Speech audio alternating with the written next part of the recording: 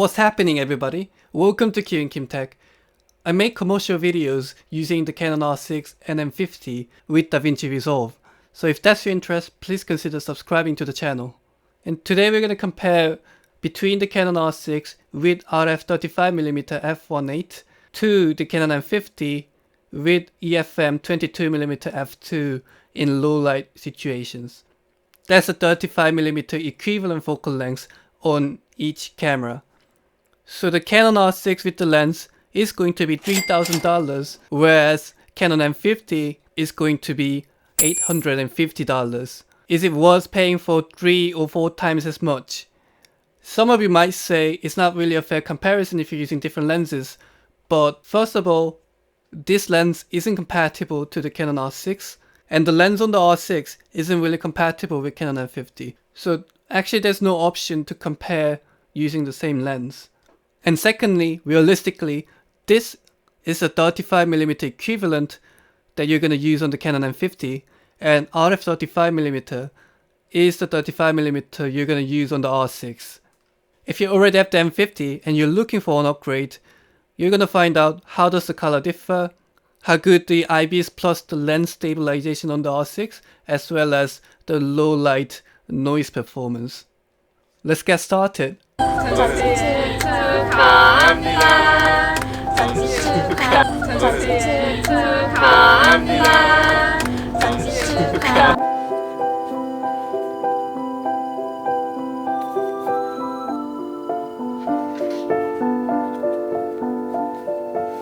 기운이 손 떨어. 여기다. 예쁘지? 여기네. 기운이 손 떨어. 여기다. 예쁘지? 여기네.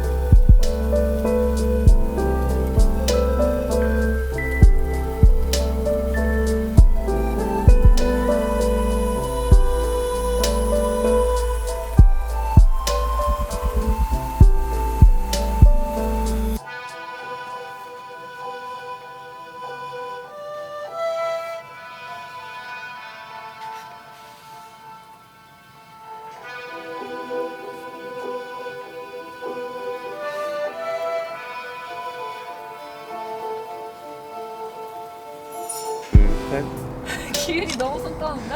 하나, 둘, 셋. 기운이 너무 손 떠는데? 하나,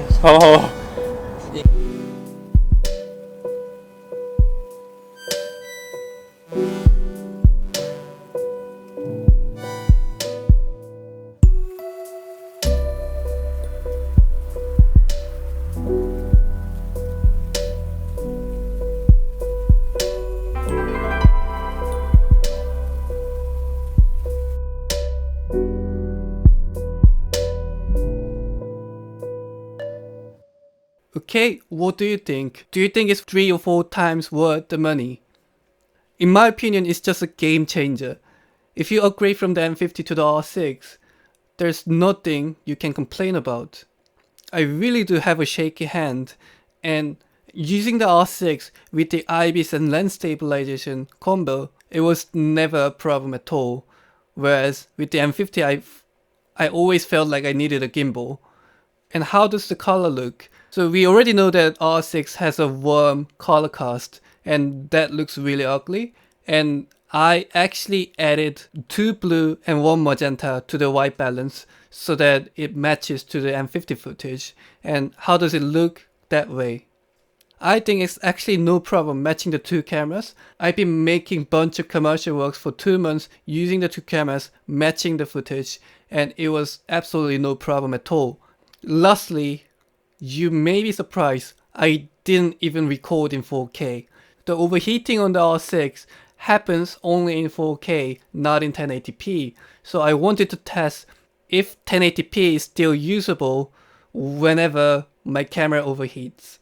So not every Full HD is created equal. The 1080p on the R6 is so much crispier than that on the M50. And especially in low light, R6 renders the image so clean. So to sum up, I'm really happy that I got the R6, and I think this is the camera that works for me, for my work, for my casual photography and everything. I also want to hear what you think. By the way, I'm really active on Instagram, so if you're interested in my work, in my photography and videography on the R6, please check out my Instagram at Kiyun0. And that's gonna be it for today. I hope this video was helpful.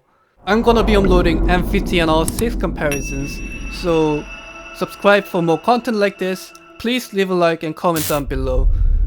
I'll see you next time.